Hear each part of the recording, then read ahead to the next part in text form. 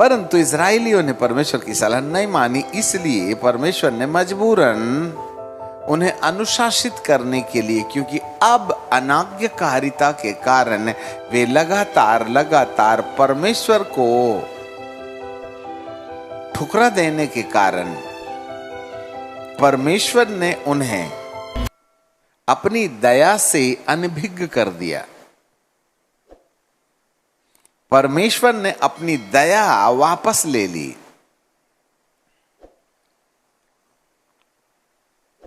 और जब कभी किसी व्यक्ति के ऊपर से परमेश्वर की दया वापस हो जाती है तो अंधकार की शक्तियां उसका पीछा लग लेती हैं। जरा ध्यान से सुनना। यदि वे सीन नाम जंगल से परमेश्वर की सलाह अनुसार चलते तो परमेश्वर की दया उन पर बनी रहती, परंतु जब उन्होंने परमेश्वर के रास्ते का बहिष्कार किया तो परमेश्वर ने अपना अनुग्रह उनसे उठा लिया। तब जाकर के उसने कहा कि ठीक है, तुम्हारे रास्ते पर मैं चलूंगा। फिर भी परमेश्वर की एक और दया है जो इन अनाज्ञाकारियों के ऊपर बनी पड़ी थी कि वह व्यवस्था के बाद उनके 40 सालों में प्रतिज्ञा के देश के पहले यर्दन के किनारे तक वह रात को आग का खंबा बन करके और दिन को बादल का खंबा बन करके उनके साथ जो मसीह है उस चट्टान से परमेश्वर उनको खिलाता और पिलाता रहा है। उनके बदन के कपड़े नहीं गिरे, उनके पैर नहीं सूजे, उनके जूते नहीं फटे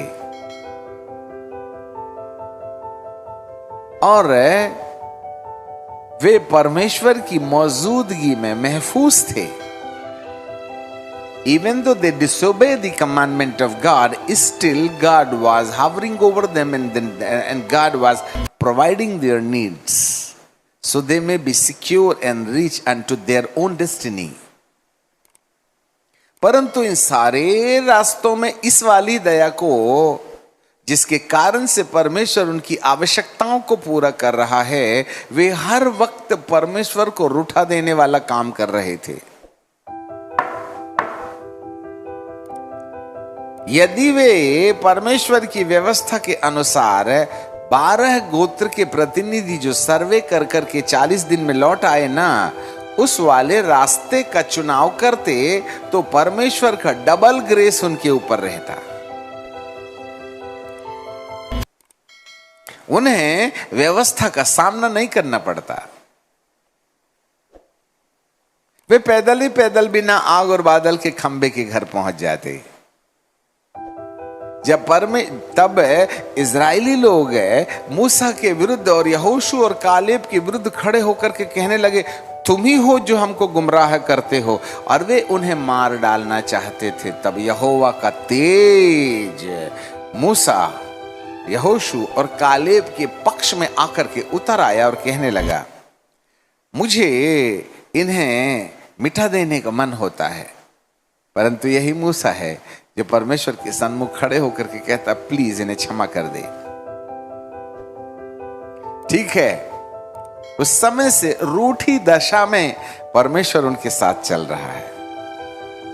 हर एक व्यक्ति को खोजना पड़ेगा कि आज परमेश्वर आपके जीवन की प्रसन्नता की दशा में आपके साथ चलता है, या आपके दुर्व्यवहार या आपकी अनाज्ञाकारिता के कारण मजबूरन परमेश्वर दुखी हृदय से आपकी उपलब्धियों की पूर्ति करता है। Checkup yourself. हमारा प्रश्न आपसे यह है कि आपने अपने परमेश्वर की प्रसन्नता के लिए क्या उपाय किया?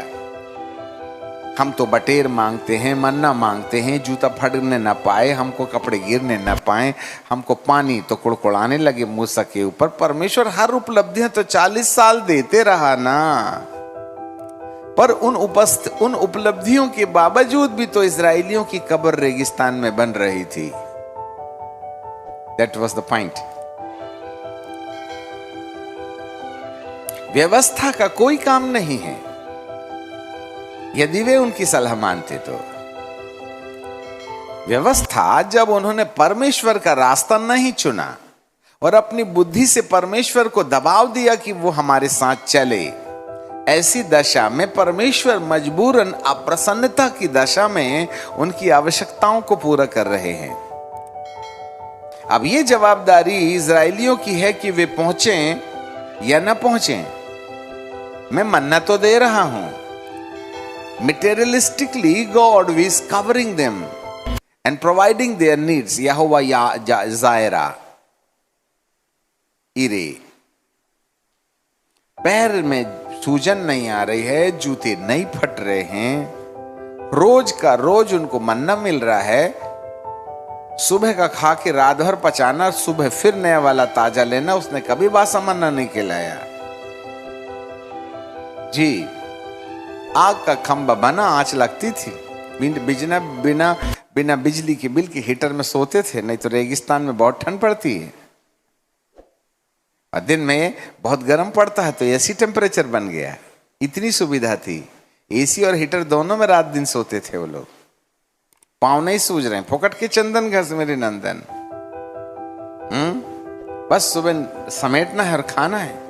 एक दिन चिल हे प्रभु नॉनवेज का, तो उन्होंने इतनी बटेर दी कि उनकी नाक और मुंह से खून निकलने लगा। ये कोई खाने का तरीका होता है?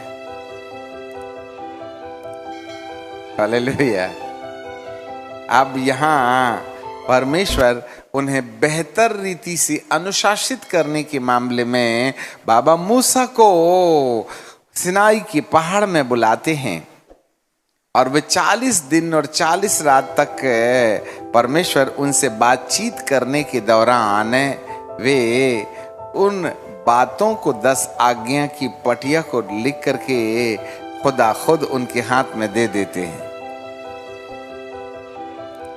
तब परमेश्वर ने मूसा को कहा, मूसा मूसा, अब मैं तेरे साथ ज्यादा समय नहीं गुजार सकता, क्योंकि मेरे और तेरे बीच में समय खत्म हो गया कि मैं और ज्यादा बात तुझको बताऊं। जा देख, मुझे इजराइलियों के बीच में चिल्लाहट सुनाई देती है।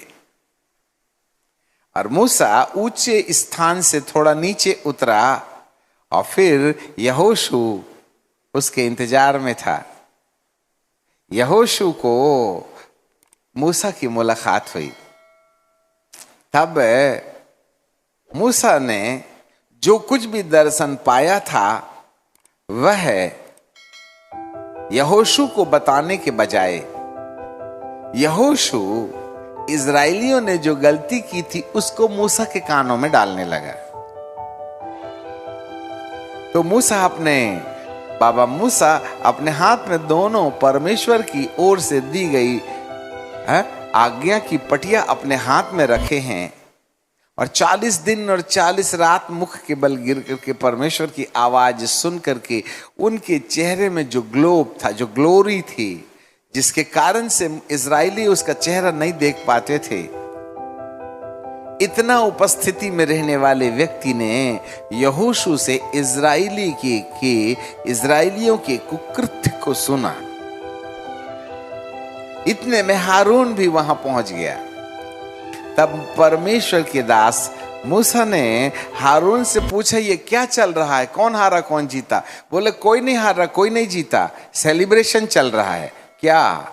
बोले हमने सोने का बछड़ा बनाया है और सारे इजराइल की डिमांड पर ये सोने के बछड़े को यहोवा के नाम से इसलिए पुकारा जा रहा है कि वह उन्हें फिर से मिस्र देश वापस ले चले, जहां से मूसा ने उनको निकाला था। एक भविष्यवक्ता को दर्शन में प्रभु ने मोसेस को डायरेक्टली आमने सामने खड़ा करके ये रहस्य बाबा मूसा के द्वारा प्रकट किया